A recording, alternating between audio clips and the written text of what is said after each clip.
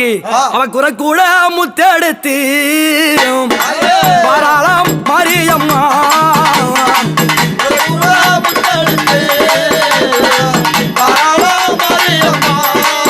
தாயே குறக்கூட முத்தெடுத்து பாராளாம் மாரியம்மா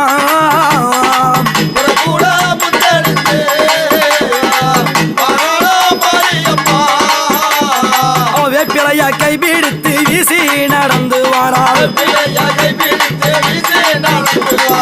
வேப்பிலையை கைபிடித்து குரக்கூடையிலே முத்தை வாரி போட்டுக்கொண்டு அன்னையாகப்பட்டவள் அகோரமாக வருகின்றார். இந்த முத்தை முந்தி முதலாக யாருக்கு அளிப்பது அப்படி என்று யோசனை செய்தார். பார்த்தார், அதாவது அத்திமா முனிவருக்கு மனைவியாக இருந்த நம்மை இரும்பு துண்டை கடலையாக வறுத்து கொடுத்த ஒரே காரணத்தினாலே நம்முடைய கற்பை குலைக்க வேண்டி இவர்கள் மும்மூர்த்திகளும் வந்தார்கள்.